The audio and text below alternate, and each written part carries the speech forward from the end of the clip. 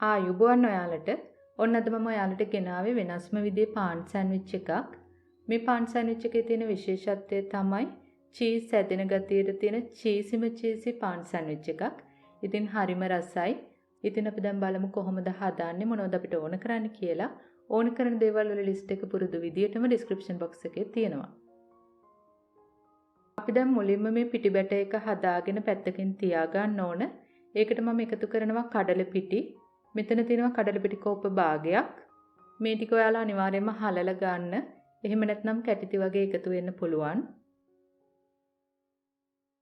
මම දැන් ඒකටම එකතු කරනවා කහ කුඩු තේ හැඳි භාගයක්, මිරිස් කුඩු තේ හැන්දක්, කෑලි මිරිස් තේ හැඳි භාගයක්, ලුණු ඔයාලගේ රස අනුව ගන්න. දැන් මුලින්ම මේ ටික චුට්ටක් අවලම් කරගන්න. ඊළඟට අපිට පුළුවන් වතුර ටික ටික දාලා මම මේ පෙන්නන පදමට බැටර් එක හදා ගන්න.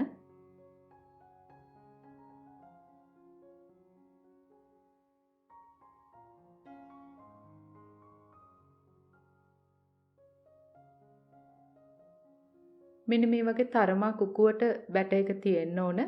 මේක දැන් අපි විනාඩි 10ක් පැත්තකින් තියලා තියමු. එතකොට මේ මිශ්‍රණය තව චුට්ටක් කුකු වෙනවා. ඊළඟට ඔයාලා කැමති තරමක් පාන් පෙති ගන්න. පාන් පෙති 4කට තමයි මම මේ පෙන්නුව බැටර් එක ප්‍රමාණවත් වෙන්නේ. ඉතින් ඒ අනුව ඔයාලට ඕන කරන පාන් පෙති ප්‍රමාණය අඩු වැඩි කරගන්න පුළුවන්. අපි දැන් මුලින්ම කරන්නේ මෙන්න මේ වගේ පාන් පෙති වල ප්‍රමාණය පෑන් එකේ ප්‍රමාණයට වඩා ලොකු වැඩි නම් මේ වගේ චුට්ටක් කපලා හදා ගන්න ඕන. ඊළඟට ඔයාලට කැමති එළවලු වර්ග එකතු කරන්න පුළුවන්. මම අද මෙතන අරගෙන තියෙනවා සොසේජස්, ලුණු ටිකක්, පාට 3කින් බෙල් පෙපර්, කරන්ට්ස් ටිකක්. ඉතින් ඔයාලා කැමති විදියට කැමති එළවලු, මස්, මාළු, බිත්තර එකතු කරන්න පුළුවන්.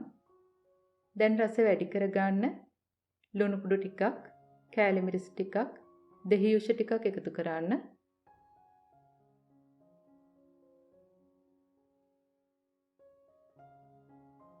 ඔන්න දැන් අපේ සැලඩ් එක ලෑස්ති. මම දැන් එක කොටස් දෙකකට මේ වගේ වෙන් කරලා පැත්තකින් තියා ගන්නවා.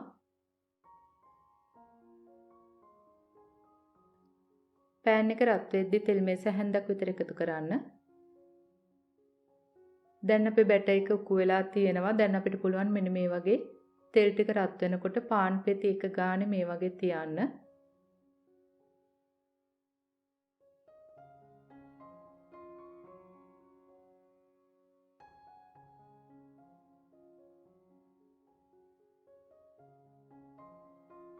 එක වතාවකට අපි මෙන්න මේ වගේ පාන් පෙති දෙකක් තියා ගන්නවා. ඊළඟට මෙන්න මේ වගේ මැදටත් පිටි මිශ්‍රණයෙන් චුට්ටක් දාන්න.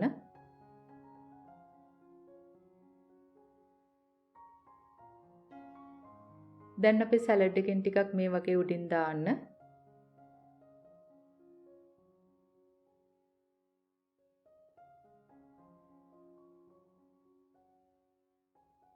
මේ ටික විසිරෙන එක වළක්වන්න අපිට පුළුවන් පිටි බැටර් එකෙම ටිකක් මේ වගේ උඩින් දාන්න.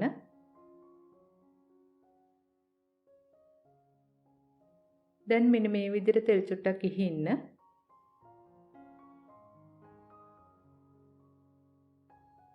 යටපැත්ත හොඳට පාට වුණාට පස්සේ අපිට පුළුවන් අනිත් පැත්තට හරවන්න.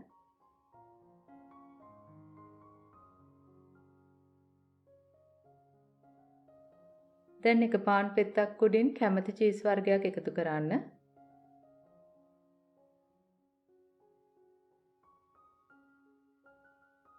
අනිත් පාන් පෙත්ත උඩින් කැමති සෝස් වර්ගයක් එකතු කරන්න. මම අද ගත්තේ තක්කාලි කෙච්චප්. ඒ වුණාට ඔයාලා කැමති ඕනම එකක් එකතු කරන්න පුළුවන්. දැන් අපිට පුළුවන් මෙන්න මේ වගේ දෙකට නවා ගන්න. දැන් ලස්සන පාටට එනතුරු මෙන්න මේ වගේ හරව බැද ගන්න.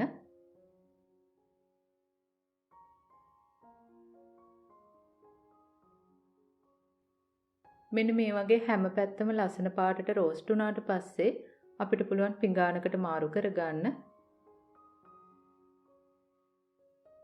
මම දැන් එකක් ඔයාලට කපලා පෙන්නන්නම් කොහොමද ඇතුළේ තියෙන්නේ කියලා.